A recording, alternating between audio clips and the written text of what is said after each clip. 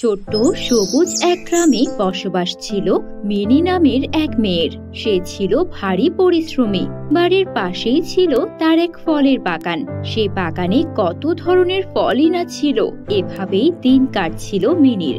কিন্তু একদিন সকালে মিনি দেখে, আরে আজ আমার বাগানে কিছু ফল কম মনে হচ্ছে। কে নিল আমার বাগানের ফল? এরকম তো কখনো হয়নি। যাই হোক, এখন থেকে সতর্ক হতে হবে।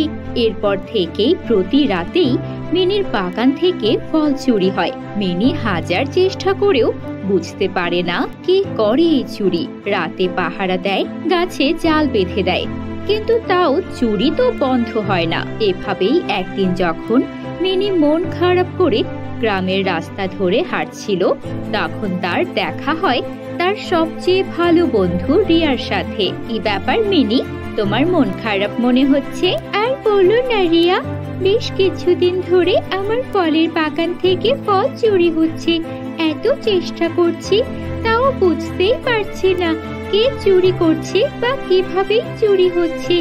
এত কষ্টের ফলের বাগান আমার, এভাবে যদি চুরি হয় তাহলে কি ভালো লাগে বলো? কি বলো, এ তো ভারী চিন্তার কথা। আমাদের গ্রামে তো কখনো এরকম হয়নি। না না, এভাবে তো চলতে দেয়া যাবে না, না হলে তো আমাদের গ্রামের শান্তি নষ্ট হবে। হ্যাঁ, আমিও তো তাই ভাবি, কিন্তু কে চুরি করতে পারে বলো তো? আমাদের গ্রামে তো এমন কেউ নেই যে চুরি করবে। আমরা তো সবাই সবাইকে খুব ভালোভাবেই চিনি। ভারী চিন্তার কথা। তুমি ভেবো না মিনি, আজ রাতে তুমি আর আমি একসাথে পাহারা দেব। দেখবে আজ ঠিক চোর ধরা পড়বে। এভাবেই রাত চলে এলো। মিনি আর রিয়া পাহারা দিতে শুরু করলো। সময় কাটতে লাগলো, বাগানে কেউই আসছে না। কিন্তু হঠাৎ তারা যা দেখলো তাতে তো তারা একেবারে স্তব্ধ হয়ে গেল। তারা দেখলো হঠাৎ কোথায় থেকে জাদুর মতো এক পরী উদয় হলো। আর পরীর হাতে এক জাদুর কাঠি। সেই কাঠি দিয়ে সে যে ফলের দিকে ইশারা করে সেই ফল নিজে নিজেই পরীর হাতে চলে আসে। রিয়া, একে দেখছি আমি, এ তো এক মায়াবী পরী মনে হচ্ছে। হ্যাঁ মিনি, তাই তো দেখছি। শুনেছি মায়াবী পরীরা অনেক রকম জাদু জানে। এখন কি করব আমরা? আমরা দুজন কি এই মায়াবী পরীর বিরুদ্ধে লড়াই করে জিততে পারবো? আমার মাথায় একটা আইডিয়া এসেছে। এই পরীর হাতে যে কাঠিটা দেখছো, আমার মনে হয় এটা দিয়ে সে সব জাদু করে। আমরা যদি কোনোভাবে এই কাঠিটা পরীর কাছ থেকে নিয়ে নিতে পারি, তাহলে সে আর আমাদের কিছুই করতে পারবে না। সে তো বুঝলাম মিনি, কিন্তু এই কাঠি সরাবো কি করে বলো তো? শোনো, তুমি একদিক দিয়ে গিয়ে পরীকে হঠাৎ জোরে ডাক দেবে। সে তোমার দিকে তাকাবে, অন্য কোনো দিকে মনোযোগ থাকবে না। এই সুযোগে আমি পরীর হাত থেকে কাঠিটা নিয়ে নেব। পরিকল্পনা মতো রিয়া গিয়ে একদিক থেকে হঠাৎই পরীকে ডেকে ওঠে, আর পরী চমকে ওঠে। যার সুযোগ নিয়ে মিনি অন্য দিক থেকে এসে পরীর হাত থেকে কাঠিটা নিয়ে নেয়। এগিয়ে কি, তোমরা আমার কাঠি নিলে কেন? এখনই আমার কাঠি আমায় ফেরত দাও।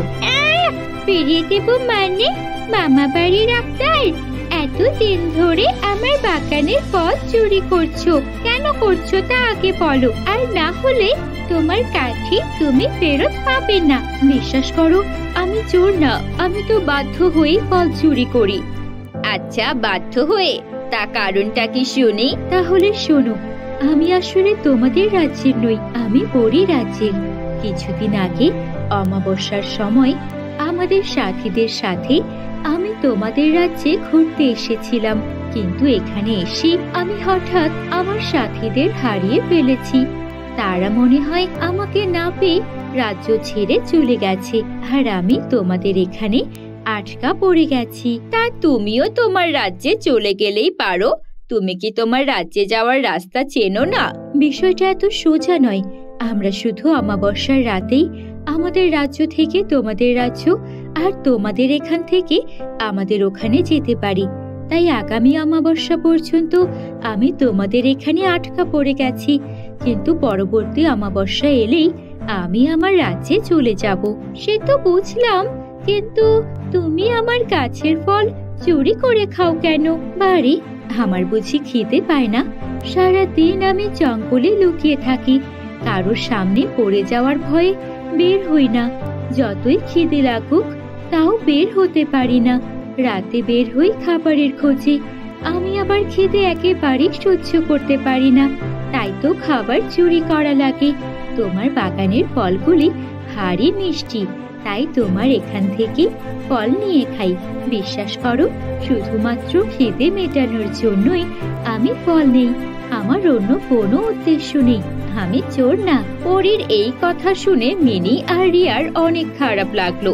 তারা ভাবতে লাগলো কিভাবে পরীর সাহায্য করা যায়, আর ভাবতে ভাবতে তারা একটা সমাধানও খুঁজে পেল। আচ্ছা ঠিক আছে, তোমার এত মন খারাপ করতে হবে না। আমি বুঝতে পেরেছি তুমি অনেক বিপদে পড়েছো। এখন থেকে তুমি যখন ইচ্ছা আমার বাগান থেকে ফল খাবে, তোমাকে কেউ কিচ্ছু বলবে না। সত্যি বলছো? হ্যাঁ হ্যাঁ সত্যি। আর এখন থেকে তোমাকে জঙ্গলেও থাকতে হবে না, তুমি আমার বাসায় থাকবে, যখন যা ইচ্ছা খাবে।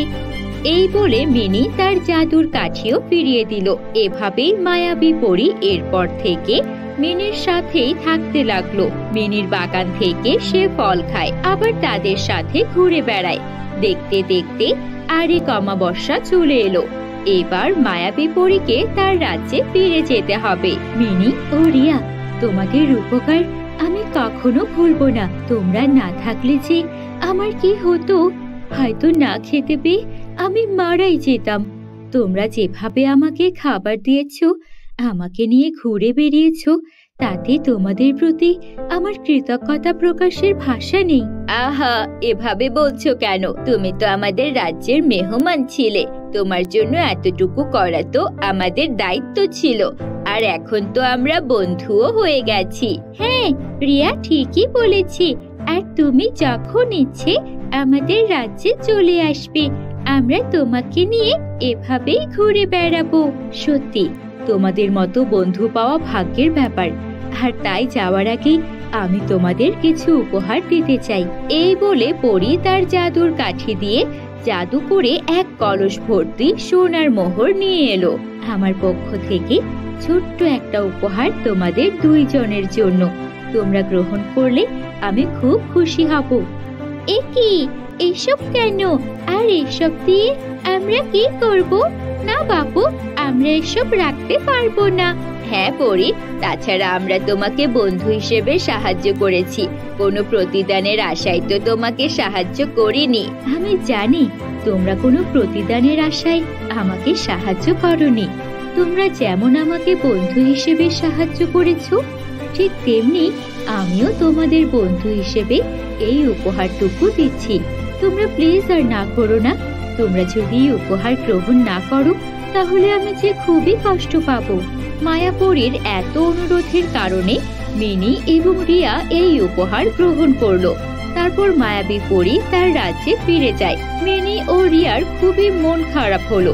হবেই না বা কেন, এতদিন একসাথে থেকে তাদের মধ্যে খুব ভালো বন্ধুত্ব হয়ে গেছে। তাই তারা আশায় আছে আবার কবে মায়াবী পরী এই রাজ্যে বেড়াতে আসবে। মায়াবী পরীর দেয়া সোনার কলসি বিক্রি করে তারা অনেক অনেক জায়গা কিনেছে। সেই জায়গায় অনেক রকম ফল চাষ করেছে এবং এই বাগান থেকে যার যখন দরকার হয় এসে ফল নিতে পারে, কোনো টাকা পয়সাও দিতে হয় না। তাই তো এলাকার সবাই তাদের উপর ভীষণ খুশি।